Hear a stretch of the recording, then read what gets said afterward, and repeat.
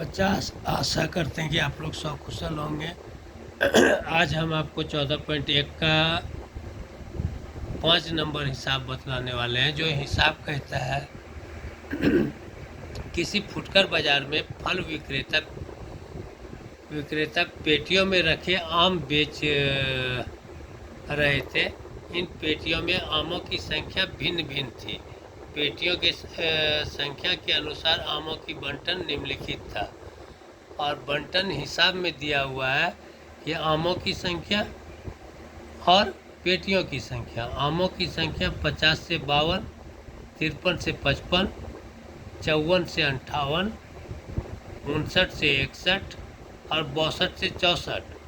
जो 50 से 52 के बीच में 15 दिया हुआ है पेटियों की संख्या, 53 से 55 के बीच में 110 दिया हुआ है और 56 से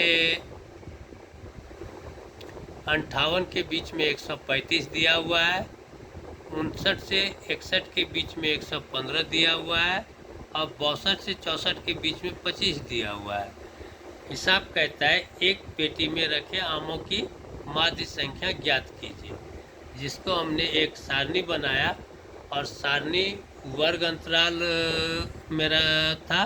वर्ग अंतराल कहते हैं आमों की संख्या को, जो 50 से 52 है, 53 से 55 है, 56 से 58 है, 59 से 61 है और 62 से 64 है।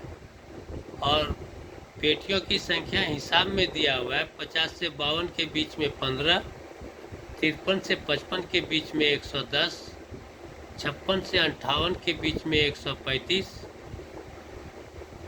59 से 61 के बीच में 115 और 62 से 64 के बीच में 25। अब 50 से 52 के बीच का दूरी देखते हैं, 2 है जिसका आधा 1 करते हैं। 1 जो है ये निचली सीमा में जोड़ते चले जाते हैं। 50 में 1 जोड़े तो 51 हुआ, 53 में 1 जोड़े तो 54 हुआ, 56 में 1 जोड़े तो 57 हुआ, 59 में 1 जोड़े तो 60 हुआ और 62 में 1 जोड़े तो 63 हुआ। अब D1 बराबर होता है x1 माइनस a।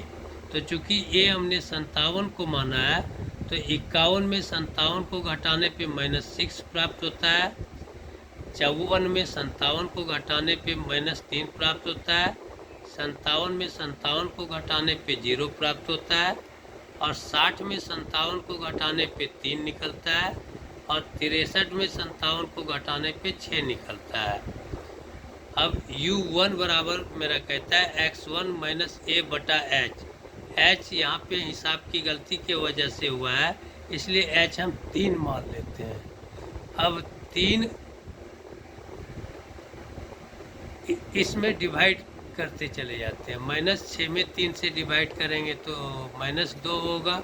उसी तरह -3 में 3 से भाग देंगे तो -1 होगा। 0 में 3 से भाग देंगे तो 0 होगा। 3 में 3 से भाग देंगे तो 1 होगा और 3 में 6 से भाग देंगे तो 2 होगा। अब यहाँ पे मेरा F1U1 है और ये F1U1 मल्टीप्लाई को कहते हैं या गुना को कहते हैं। तो F1 हमने माना है पेटियों की संख्या और U1 हमने माना है x1 माइनस a बटा h। तो इस दोनों को गुना करते चले जाते हैं। 15 गुना 2 -30, 110 गुना 1 -110, 57 गुना 0 0, 60 गुना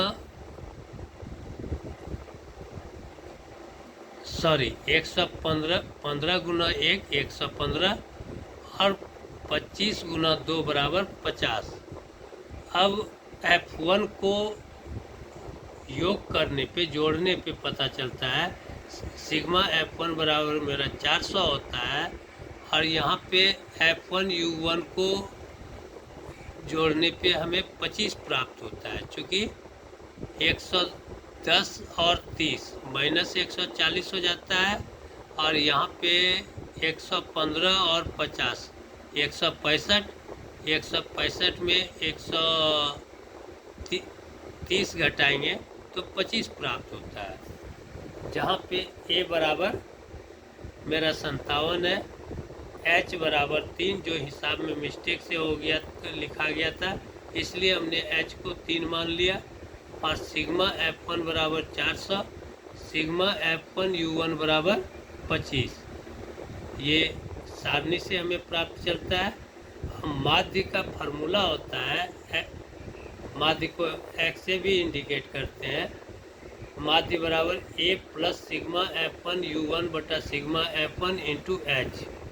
अब सभी का हम मान बैठा देते हैं। a मेरा 57 था, सिग्मा F1 U1 मेरा 25 था और सिग्मा F1 मेरा 400 है और h 3 है।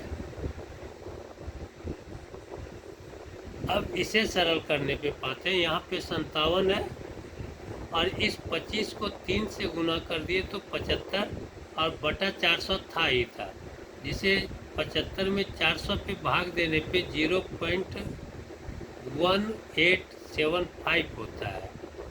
अब इसे हम जोड़ के दिखा देते हैं।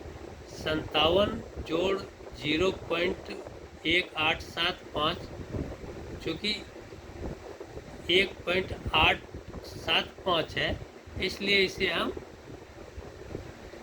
19 मान लेते हैं। चूँकि ये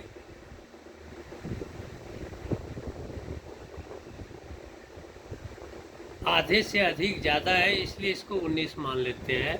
और इसमें जब इसको जोड़ते हैं तो ऐसे तो 0.1875 होता, लेकिन हमने क्या किया, 57 जो 19 लिख दिया, जो हमारा माध्य हुआ।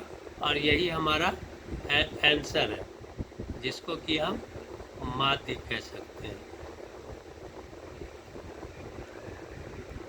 आशा करते हैं आप लोग सकुशल होंगे, हमारे हिसाब समझ में आया होगा। तो हमारे चैनल को सब्सक्राइब करें, लाइक करें, हमें प्रोत्साहित करें, ताकि प्रत्येक दिन हम आपको क्लास 10 के मैथ का हर हिसाब बतलाते चले जाएं।